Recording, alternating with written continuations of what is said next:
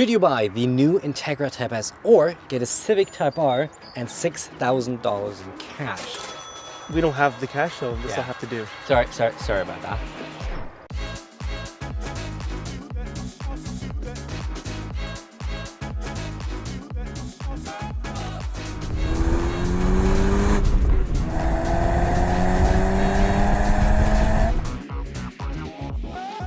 $57% off you on our Instagram said you would rather take the Type-R and the cash.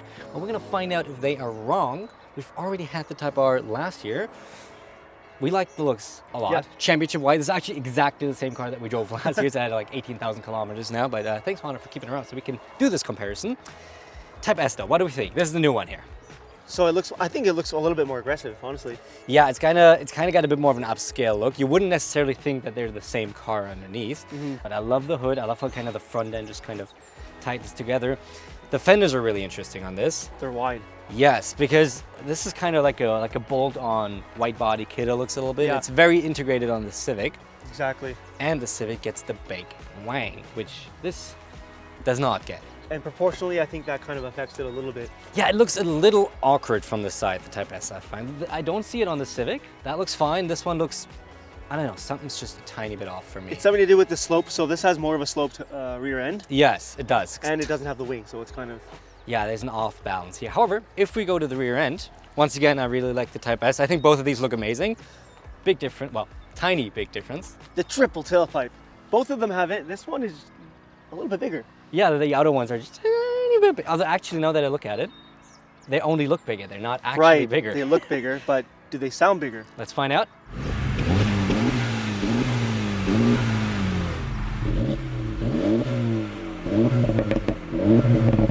I think that's pretty clear. Type-S? Type-S. Yeah, Type-S wins that one. Because, yes. I wish there was like $1,000 option to get a better exhaust on the Type-R, because it I just is agree. missing that. Yeah, so they can do it because this is only for the domestic and the North American market, meaning we don't care about emissions. Make it a free-flowing exhaust, screw you, Euro Ecos. So yeah, thanks for that, America. Anyhow, should we get out on the road? Let's go drive. All right, now out on the road, and we're starting in the Type-R. We're in first gear in individual, essentially Sport Plus, and let's see how fast we can go. A little bit of shudder. Whoa. A lot of traction issues here with the front wheel drive, but man, she goes pretty good. She's quick. And that's actually something we found out already when we drove it last year. This thing is very capable. Yeah, like stupidly so. Too capable for these roads. Oh yeah, like this essentially needs to be on a track to be like really at its limit. Out here on the road, it's just too capable. It's very impressive though, very impressive. So we've got a turbo inline 4 producing 315 horsepower and 310 pound-feet of torque sent exclusively to the front wheels. Hence all of our traction issues, because 300 horsepower is a lot for a car that is only front-wheel drive. Even though we have Michelin Pilot Sport 4S's on here, but there's only so much you can do, really.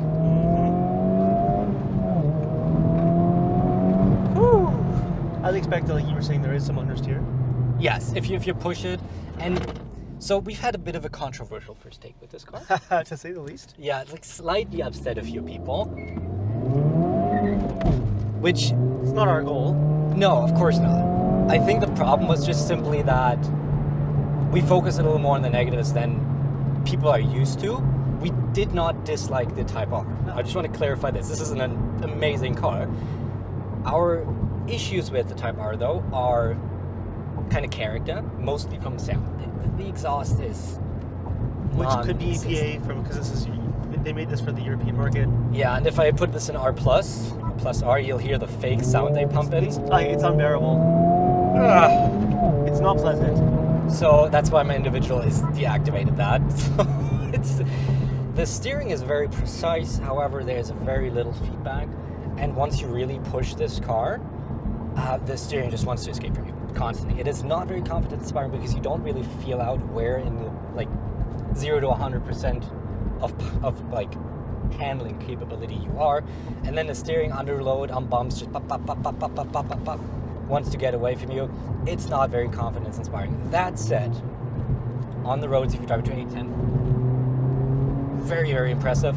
on a track, I'm sure this is Those very problems good. wouldn't be as apparent on a track.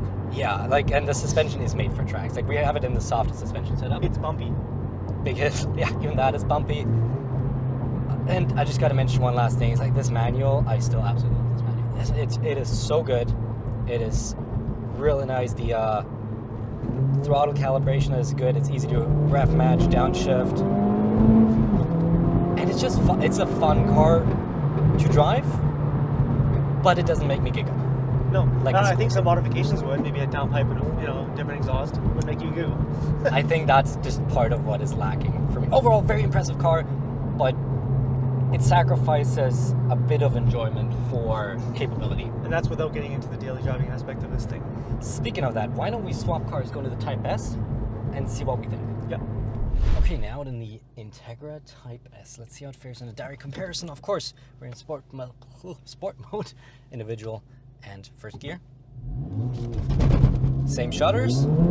Same shutters. There we go. We actually lost traction a little bit less there. And you know what? I'm hearing something. Yeah. I'm hearing a lot more. If I take this corner. Ooh.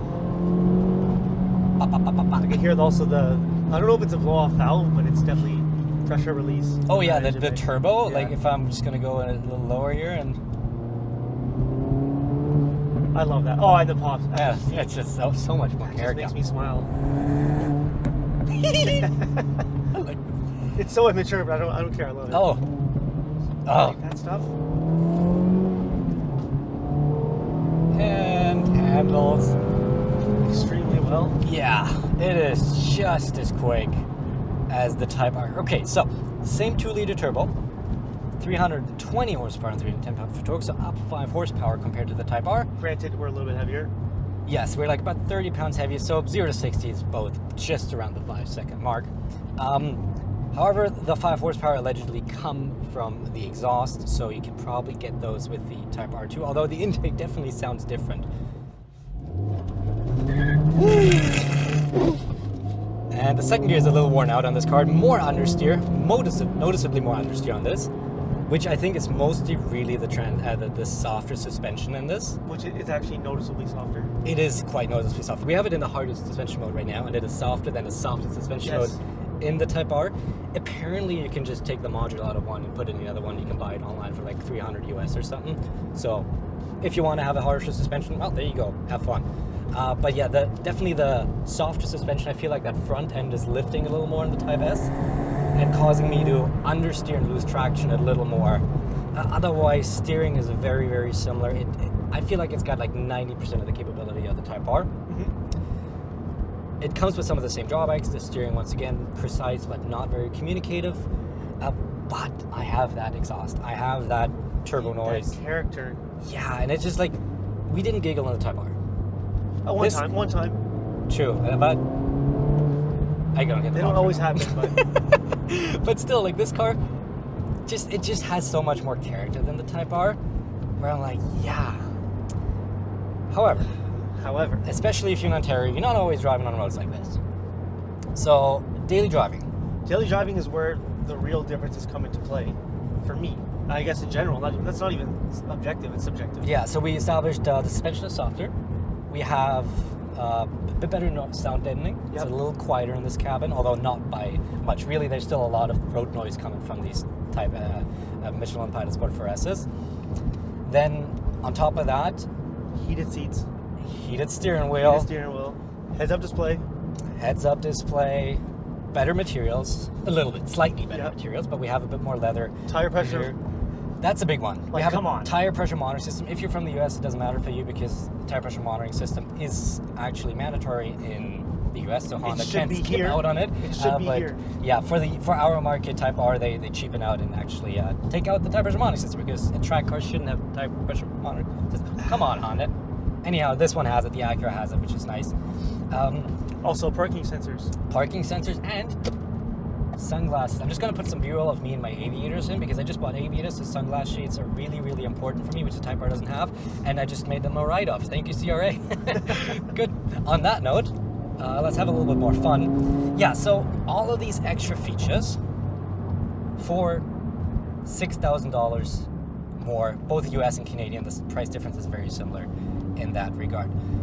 And that's without talking about like interior components. Yeah, It's not very it's not night and day. No. But it's slightly better than the Acura. Couple of things. I do like the Alcantara suede in the Type-R, honestly. This is just a little fancy. Oh, and electronic seats. And seats that are, in my opinion, more comfortable. Right, there's a lot of stuff. So the Type-R seats are really cool in terms of like lateral grip and all that, but they're tight. They're hard to get into, hard to get out of. They're small. I'm 5'7", about 140 pounds. Like, I am on the limit. If you're a gym bro, yeah. If you're like Jimbo that's even remotely taller than me, yeah, good luck. If you're wide, don't even waste your time. And there's no optional other seats, unfortunately, so you have to get them with those seats. And yeah, so this is the vastly superior daily driver, in my opinion. Minus the rear seat. Oh yeah. And the trunk. So rear seat's a little tighter, the headroom, which I don't understand why they did it that way. But even though I'm 5'7", right, I'm scraping on the roof. I'm 5'10", I'm like hitting the roof. Well, you still have room in the Type-R. In the Type-R, I have room. Here, I'm not. If I put my head back, I'm hitting the roof. And so for some reason, the trunk has a way higher lift-over height. It's like a foot almost. Yeah, like you have to, like if you have heavy stuff, you got to really lift it in and lift it out. While on the Type-R, it's more of a regular trunk kind of shape. So those are two compromises, but everything else kind of tilts in its favor for daily driving. And the Type-R gets shift lights, and yeah, shift lights if you like shift lights, and cooler gauge cluster design. Yeah. So yeah, okay. First of all, I like both cars. Of course. I think they're both pretty cool. However, for me, I love those sounds. Yeah, I think unless you're really tracking, going to the track fairly often, where the Type-R will absolutely shine. Yeah. Regular daily driving, spirited driving on public roads where you cannot just push it to 10/10, I think the Integra is superior. I would agree. Yes, I have more fun in this. Yeah, so let's say you get an exhaust in the Type-R, it's like 2K, boom, right? Yep. So now you have a more fun-sounding Type-R. You might make up the difference in horsepower. But now you're 4K. Now you're only 4K, and especially for the daily driving, heated seats, heated steering wheel, electronic seats, heads-up display. Those are all features where I'm like, they're hard. They're not impossible to live without, but they're very nice to have. But the character is just there for me in the Type-S, which I was just missing in the Type-R. Which again, maybe is going to be moot if you're getting a Type-R. You're very potentially going to mod it. Yes. Then just disregard that, because then you can make it however you want it. Exactly. And then you got to decide, do you want, are you comfortable, essentially, do you track, are you comfortable on the seats, do you want to mod the exhaust? Those are the three questions. Oof. Yeah. And it's still like stupid, like it's just as capable, or like 99% as capable. Yikes. You just got to handle a little bit more understeer because that suspension is softer, but once again, just swap the module, it'll be fine. You can have the harsher suspension. Oh, that's fun though. That's yeah, no, that's good. And at the sounds, I'm having fun. Fun car. And I would pick the Integra if you live in the California mountains or somewhere warm. Somewhere warm. Type-R might make more sense. It's still, yeah. Stupid capable. Stupid capable. One last poll. So yeah, that's the Integra Type-S versus Type-R. Let us know which one you would pick. I don't think there's a wrong choice to be made here. Not at all. Thank you for watching this video on JC Cars. Pure testosterone! Oh! What the is this piece of shit? If you guys like the video, don't forget to hit the bell and subscribe. Should I just drive into a tree now, or? And we'll see you next Friday at 8:15 a.m. Eastern for a whole lot more fun. Bye-bye.